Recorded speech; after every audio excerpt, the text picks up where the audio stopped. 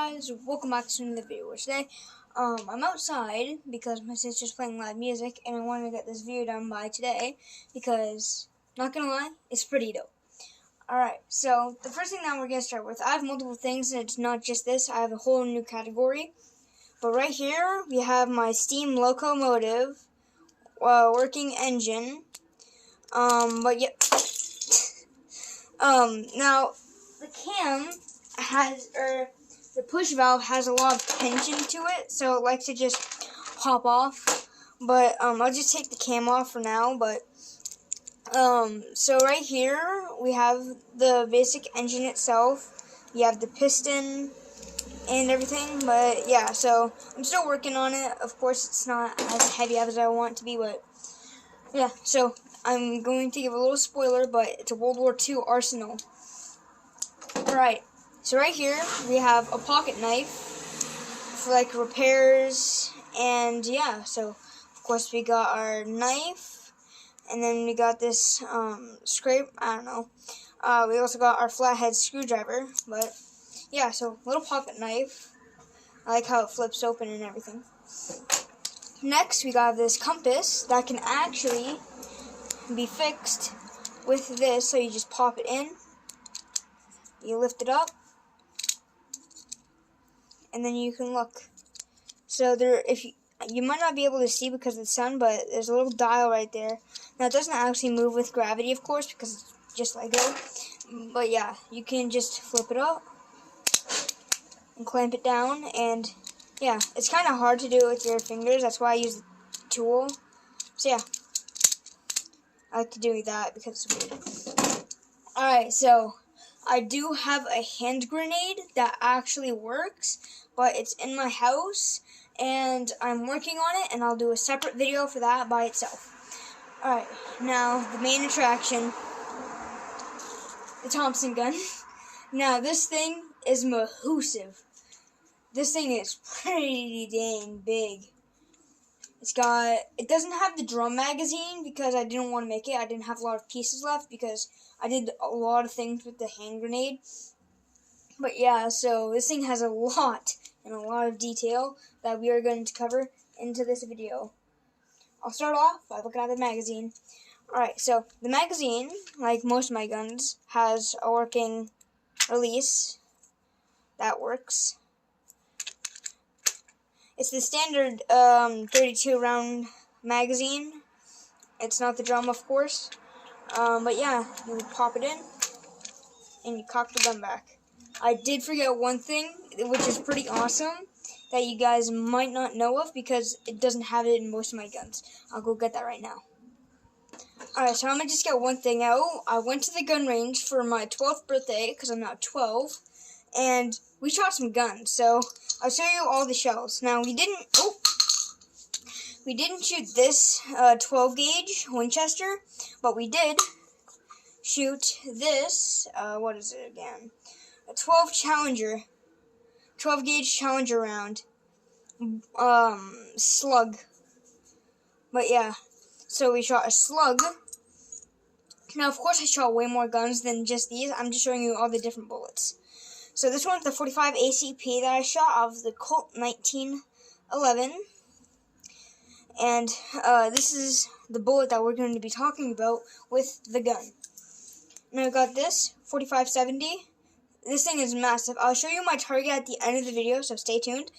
But this thing, compared to my head, it's pretty big. It's bigger than my nose.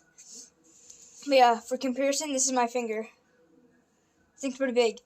Alright, so that was one of the big. This is from the Winchester rifle. It's a Winchester 4570. But yeah. Now I also got to shoot a bolt action. And this one is a Winchester Remington Winchester 2230. And this thing, this is comparison. And then we got the smallest round, which is the Glock 22. I shot two Glocks, taking the same round. I shot a Glock 17 and a Glock 22.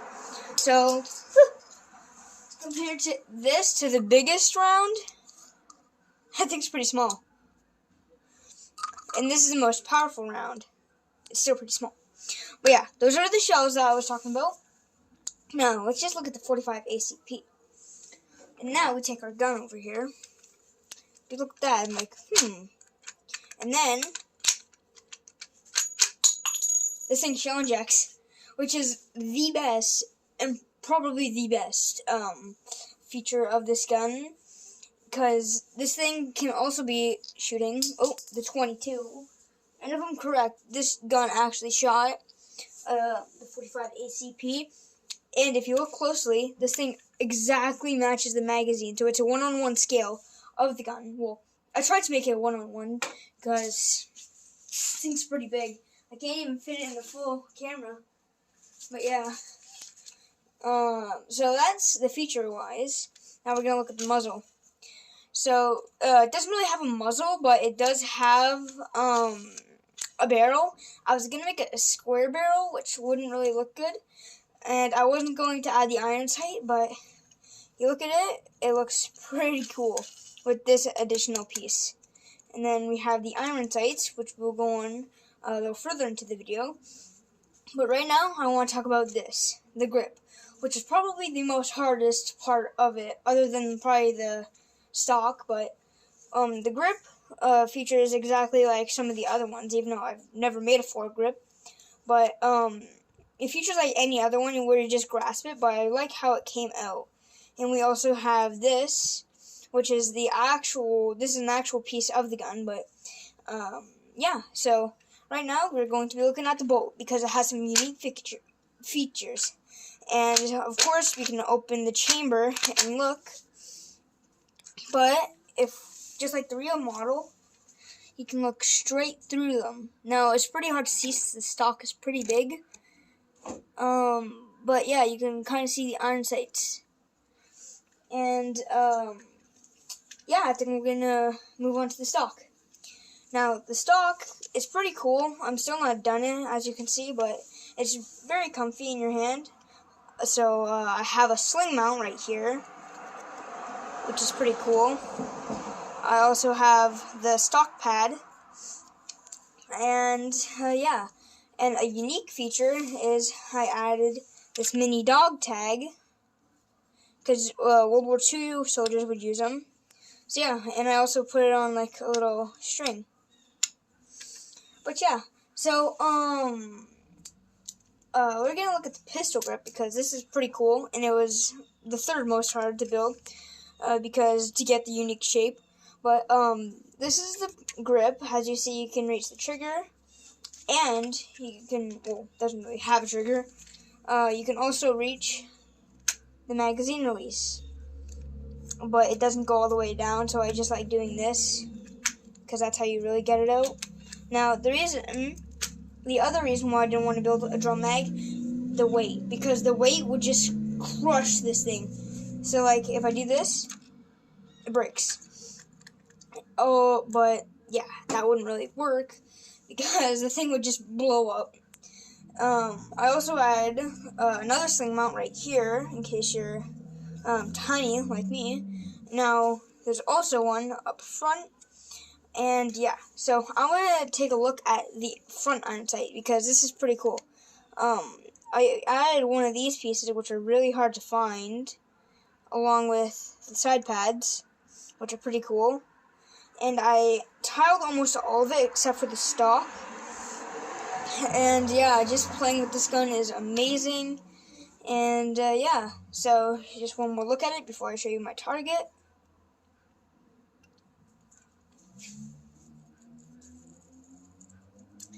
Alright, I'm gonna go and show you guys what I obliterated. Alright, drum roll please. Boom. I totaled this thing. Shot it straight down the middle. And I think you can guess which was the 4470. Hi. Of course, this giant blowhole was the 4470. And you can see the Glock right here. This was a slug. There's a couple slugs. Right here, here, here, and of course here. And I think what really did the job is, of course, 4470. But the What's a 45 ACP? Oh, I lost a bullet. Oh, never mind. Here's the 44 ACP. Went straight through there, except that it's just the shell, not really the lead. But yeah, you can see I obliterated it. But yeah, I think I'm just going to show you what the hand grenade would have done. I could still build it right now. I'm on pause, so I think I'm going to do that because I really want to show you guys. Alright, so I could not find the spring which injected the lever, but I tried making the frag, and this is what it came out to be.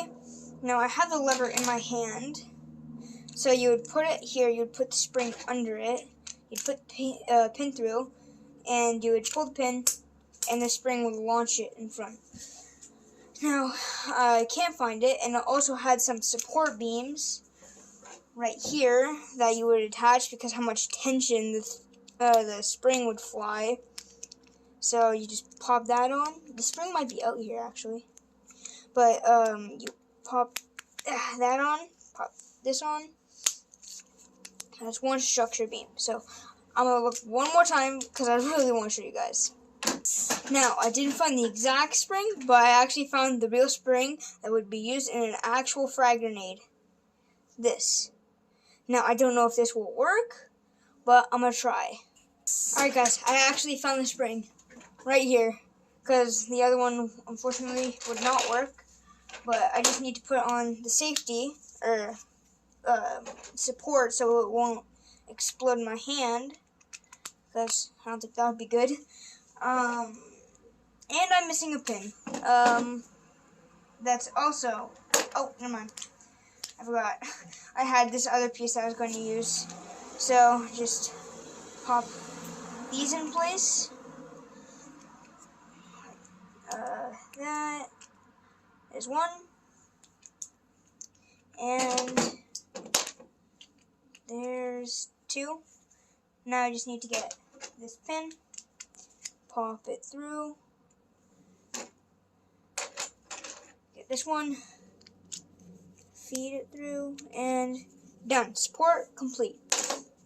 Now I'm going to prime it by putting the spring on top, putting the pin through.